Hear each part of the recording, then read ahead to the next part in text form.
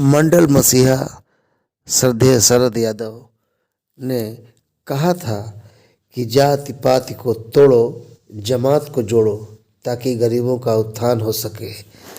श्रद्धांजलि के अवसर पर सत सत नमन।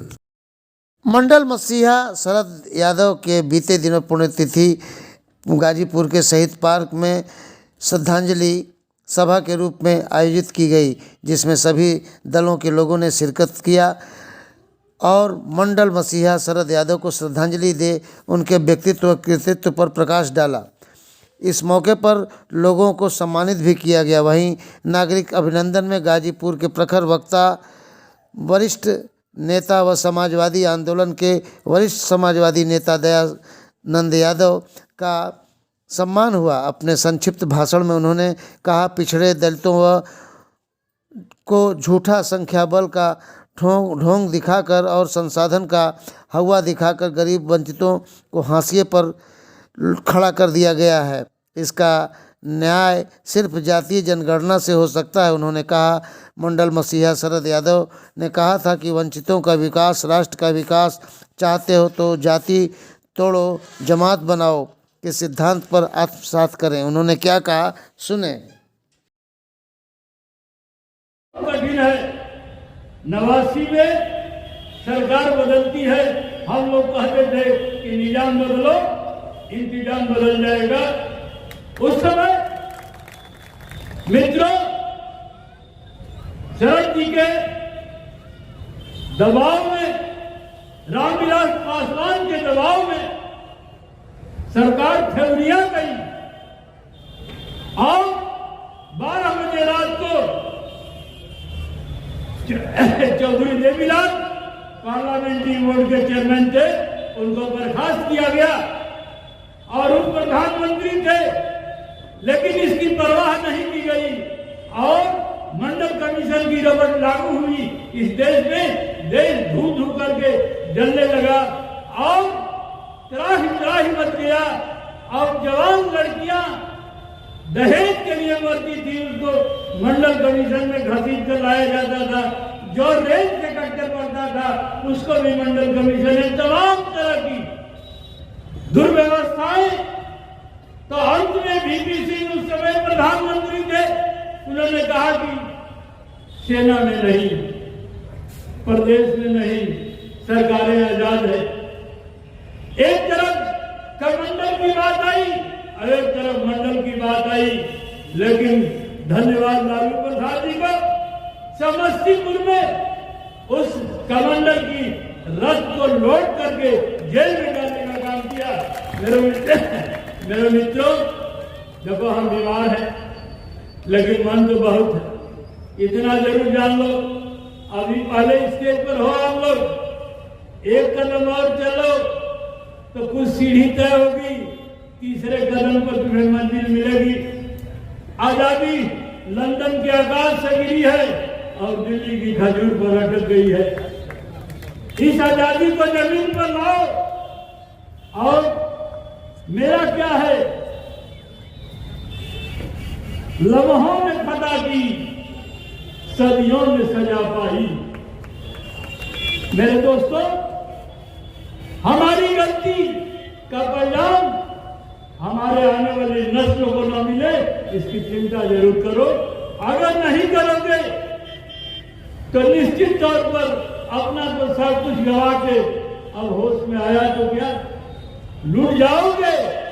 और सारे लुटेरे लूटने के लिए तैयार हैं। इसलिए आपसे मेरा निवेदन है कि ये मंडल कमीशन की रिपोर्ट और आपका विचार, आपका संस्कार, बड़ा धैर्य से आगे बढ़ो।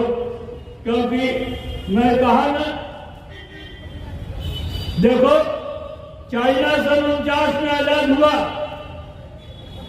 और जापान सन 1950 में आजाद हुआ, हम सन 1947 में आजाद हुए। चाइना से 2 साल बड़े हैं, जापान से भी 3 साल बड़े हैं। आखिर कौन सी व्यवस्था है जो चाइना दुनिया के नक्शे पर नंबर 1 पर जा रहा है और जापान में रिएक्टर और सुनामी आती है, लहरें बर्बाद कर देती है। जापान को फिर भी जापान आज दुनिया के दूसरे नंबर पर है। और देख लो आज यहाँ विकास की क्या गति है। देख लो जापान में ट्रेन 1 घंटा में 450 किलोमीटर जाती है और चाइना में वही ट्रेन 550 किलोमीटर जाती है। और आपके यहाँ हिंदुस्तान में 1 घंटे में 2 स्टेशन जाती है। ये आपकी औकात है। ये कौन लोग है? ये इनके हाथ में सत्ता किसने दिया? ये कौन सी मैन्युफैक्चरिंग को आपसे छीन लिए? दोस्तों, अब ये किसी पार्टी का सम्मेलन नहीं है, पूरी तिथि है। शरद जी हम लोगों के बहुत करीबी थे, हम तो उनके साथ काम किया है। वो जबलपुर यूनिवर्सिटी से प्रेसिडेंट भी रह चुके हैं। मैं काशी हिंदू विश्वविद्यालय से उस समय MA फाइनल कर रहा था। शरद जी के यहाँ आना जाना हमारा लगा था। फिरोज शाह 17 नंबर की कोठी में उनके यहाँ मैं रहता था। उनकी पत्नी डॉक्टर रेखा यादव, उनका जो नौकर था ये देवरिया के रहने वाले कोमल यादव थे।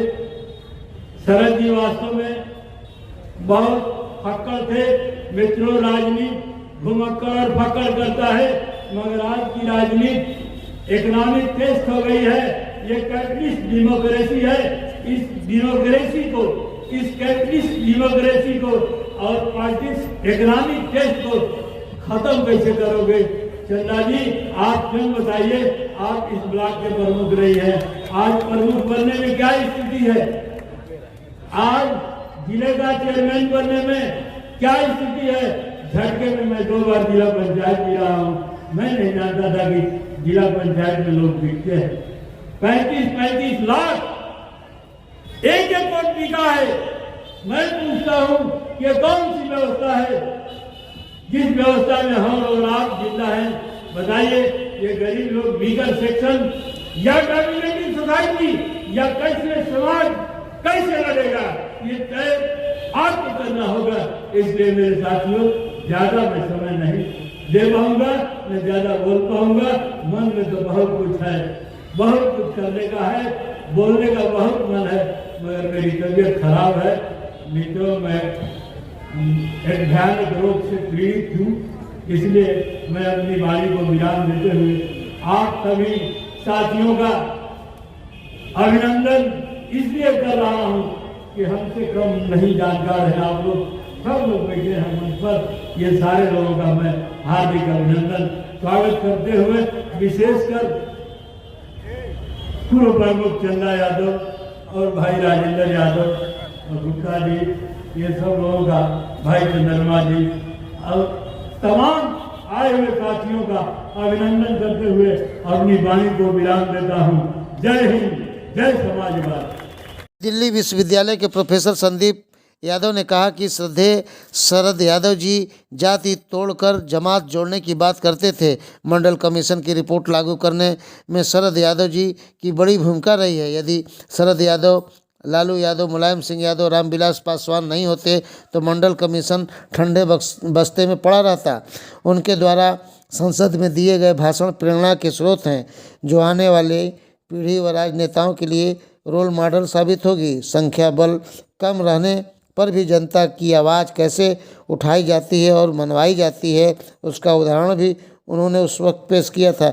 आइए सुनाते हैं प्रोफेसर संदीप यादव ने क्या कहा। एक सामाजिक सांस्कृतिक हिंसा एक बहुत बड़ी हिंसा है। सांस्कृतिक हिंसा एक बहुत बड़ी हिंसा है। मैं आपको बताता हूँ, लोग बताते हैं कि 30 साल की एक जनरेशन होती है और कैसे पिछड़ों की करीब 1.5 जनरेशन को खत्म कर दिया गया।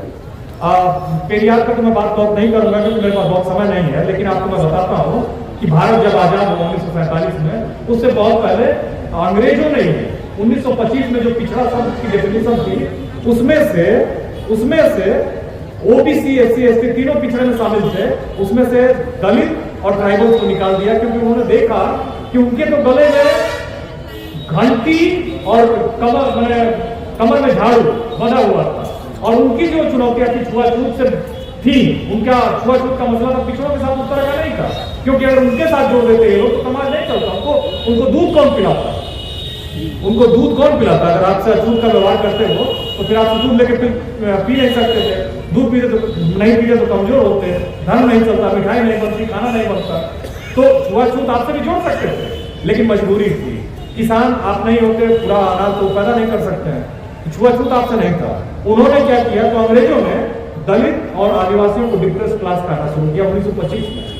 ये मैंने पढ़ा है और ये सारी किताबों में दर्ज है, आप पढ़ सकते हैं इसको। और 25 के बाद भारत जब आजाद हो, उसी समय रिजर्वेशन की करीब उन्होंने शुरुआत कर दी थी इन 3 स्टेट में। 47 में देश आजाद होता है। बाबा साहब की संविधान सभा की, याद रखिएगा, भारत की जो संविधान सभा थी उसमें एकमात्र ओबीसी SC ST केवल बाबा साहब भीमराव अम्बेडकर थे और उसकी प्रारूप समिति के अध्यक्ष भी थे। और एक भी अवर्ण नहीं था, एक भी ओबीसी SC ST नहीं था। ये आपकी रिप्रेजेंटेशन की हैसियत है। भारत में SC ST को रिजर्वेशन हो गया बाबा साहब की वजह से, और बाबा साहब की वजह से आर्टिकल 340 भी बन गया, जिसमें यह प्रावधान था कि ओबीसी के डेवलपमेंट के लिए एक कमीशन बनाया जाएगा और वो कमीशन उनको रिकमेंड करेगा कि वो उनको क्या क्या चाहिए। ये बहुत जरूरी बात है, ध्यान से सुनिएगा और इसको बताइएगा अपने लोगों को, क्योंकि मैं कोई भी बात, कोई ख्याली बात नहीं कह रहा। 340 आर्टिकल बनी और भारत में पहला कमीशन भी बना आजादी के बाद 53 से 55 तक। और यही ओबीसी की एक जनरेशन, 1.5 जनरेशन के साथ वो हिंसा हुई। ये मंच पे जो लोग बैठे हुए हैं जो 70 साल के हैं, उसी समय ये क्लास 1 ऑफिसर होते हैं, क्योंकि एक कोटा हो जाता तो आपको मजबूरी थी उनको लेना, जो बेहतर होता उसको लेना ही पड़ता आपको। और जब उनके बच्चे होते तो आज अमेरिका में साइंटिस्ट होते, यहाँ भारत में दर की ठोकर नहीं खा रहे होते, क्योंकि यहाँ जो संरचना है वो बहुत ही खराब है। तो मैं आपको बता रहा हूँ कि 53 से 55 तक काका कालेलकर कमीशन बना, नेहरू ने बनाया। और काका कालेलकर एक बहुत ही सुलझे हुए गांधीवादी नेता थे और गांधी के सहयोगी भी थे। वो थे तो मराठी, लेकिन गुजराती भाषा और मराठी और कई भाषाएं जानते थे, हिंदी भी जानते थे, और वो हिंदी साहित्य के विज्ञाता थे। उन्होंने अपना रिपोर्ट बनाया, 55 में जमा किया, और जानते हैं आपको आश्चर्य होगा, उन्होंने ओबीसी के बच्चों को 70% रिजर्वेशन रिकमेंड किया था 55 में, और उन्होंने BCD ग्रुप की नौकरियों में 40% रिजर्वेशन रिकमेंड किया था, और उन्होंने क्लास 1 की नौकरियों में 25%। और आपको आश्चर्य होगा कि पहले भारत के जो गृह मंत्री थे काटजू की मृत्यु के बाद सुमित्रा नंदन पंत भारत के गृह मंत्री हुए थे, और उस रिपोर्ट को उन्होंने जवाहरलाल नेहरू के साथ मिलकर कूड़ेदान में डाल दिया। हालांकि ये मंच अराजनैतिक है, लेकिन इस कांग्रेस के कुकर्म को भी जानने की जरूरत है। कांग्रेस ने जो किया है, अभी मैं किसी का विरोधी नहीं हूं, लेकिन आप अगर इतिहास उठाकर देखेंगे तो अभी तक 2011 तक जो ओबीसी की कास्ट सेंसस के नाम पे 5000 करोड़ कांग्रेस ने खर्च किया, तब तक कांग्रेस ओबीसी के प्रति कोई भी क्लैरिटी नहीं रखती थी। उसने हमेशा उनके खिलाफ साजिश की। जो भी दिया वो मन महसूस के आधा तिहा दिया, आधा अधूरा दिया। मेरी बात को ध्यान से सुनिएगा।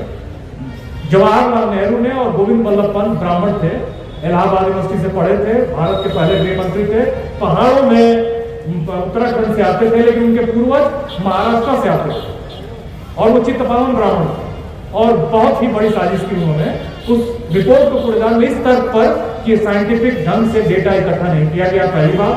दूसरा, इस रिपोर्ट को लागू करने से जातिवाद फैल जाएगा।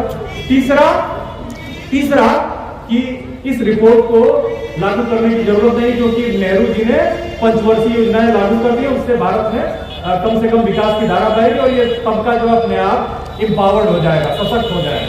ये 4-5 तर्क लिए जो बोगस थे, इसलिए बोगस थे कि उनका जो ये तर्क था पहला कि इससे जातियों में द्वेष फैलेगा, उससे पहले ही उनको मालूम नहीं था।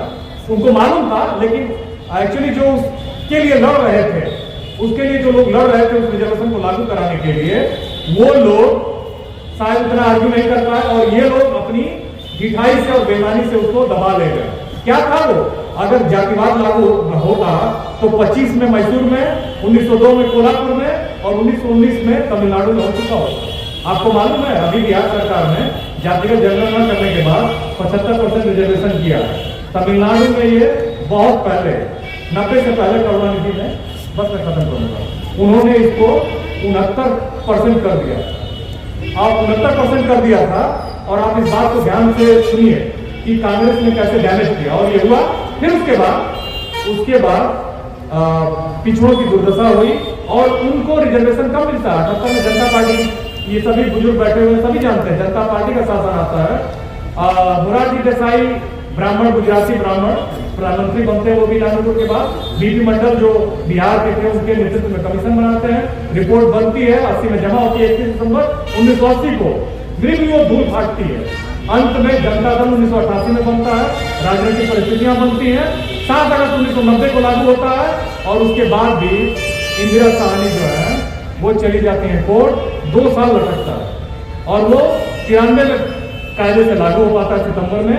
अभी ईडब्ल्यूएस का रिजर्वेशन लागू हुआ बिना मांग के लागू हुआ 19 जनवरी 2019 में और उसके खिलाफ लोग कोर्ट गए, कोई सुनवाई नहीं हुई। वो सुनवाई लागू हो जाने के 2 साल बाद हुई और 5-3 से सुप्रीम कोर्ट में उसको पास कर दिया गया कि नहीं ये वैलिड है। और ओबीसी का जब लागू हुआ तो क्रीमी लेयर के साथ बहुत मजबूरी से 2 साल के बाद लागू होता है। ये क्या है? जो इतिहास नहीं जानते हैं, सांस्कृतिक रूप से नहीं मजबूत है, उनके साथ की हिंसा है। तो ये जो है ये हकीकत है। और अब मेरा जो मेन मसला है और ये सारा ये सब कुछ मैसेज था शरद यादव जी का, वो ये सारी बातें साफ साफ कहते थे। ये जो भारत में जाति जनगणना का नैरेटिव है, ये नैरेटिव पूरा शरद यादव जी ने इसके खिलाफ मैंने इसके लिए एक मुहिम चलाई, क्योंकि इससे लोगों की भागीदारी सुनिश्चित होगी, लोगों की भागीदारी सुनिश्चित होगी। आपको नौकरियों में, ठेकों में किसी तरह का ठेका हो, चाहे वो आबकारी ठेका हो, सड़क का ठेका हो, रेलवे का ठेका हो, वहां रिजर्वेशन मिलेगा, क्योंकि आपके लोग आए नहीं। व्यापार में कितने लोग हैं आपको मालूम है? 27% का रिजर्वेशन है ओबीसी का और अभी भी 21% सीटें भरी हुई। लोग कहते हैं फलानी जाति कहाँ गई, क्लास 1 की नौकरियों में क्रीमी लेयर की वजह से 15% सीटें भरी हैं, 16%, क्लास 2 में 17% है, क्लास सी में 21%, डी में सबसे ज्यादा 22-23% है, कुल मिला के 20-21%। ये आंकड़े हैं। जिसकी आबादी 60% है वो 20% भी नहीं है नौकरियों में, पूरी नौकरियों में। जिसकी आबादी 60% है भारत की अभी की पार्लियामेंट में, वो 20% है। और जिसकी आबादी 10% है, 12% है, वो 42 से 45%। पार्लियामेंट में क्या होता है? आप जिंदा रहेंगे, आपके खिलाफ कानून बनता है, आपके लिए कानून बनता है। और वहां वोट देने वाले कौन है? जो 12% की आबादी है, वो 43% है। अभी की पार्लियामेंट का आंकड़ा उठा कर देख लीजिए। मेरा ये कहने का मतलब है कि जागिए। शरद यादव जी का यही मैसेज था। जातिगत जनगणना का सबसे बड़ा काम उन्होंने किया। उन्होंने कई जन आंदोलन चलवाए, उन्होंने कई अभियान चलवाए और उसमें ये नैरेटिव यही था कि भाई जिसकी जितनी आबादी उसकी उतनी हिस्सेदारी। वो कांसीराम के बहुत बड़े क्लोज एक सहयोगी थे और इस तरह के जो समाजवादी नेता हैं वो सबको सम्मान और सबको हक और सबकी माने उत्थान की लड़ाई में विश्वास करते थे, उत्थान में विश्वास करते थे। तो शरद यादव जी का जीवन एक पूरा मैसेज था, संदेश था, एक ऐसा संदेश जो आपको मानव मुक्ति की तरफ ले जाएगा। कार्यक्रम में की संयोजक चंदा यादव रही। कार्यक्रम की अध्यक्षता अध्यक्ष मंडल समेत अच्छे लाल कन्नौजिया, संचालन मुन्ना सिंह यादव प्राचार्य ने किया। इस मौके पर अखिल भारतवर्षीय यादव महासभा के सुजीत यादव तथा बौद्धिक महासभा के राष्ट्रीय महासचिव डॉक्टर अजय यादव आदि भी मौजूद रहे और इन क्षेत्र के गणमान्य नागरिकों ने भी मंडल मसीहा शरद यादव को श्रद्धांजलि दी। टीम न्यूज़ टुडे 24 बने रहे ऐसी ताज़ा तरीन खबरों के लिए। नमस्कार।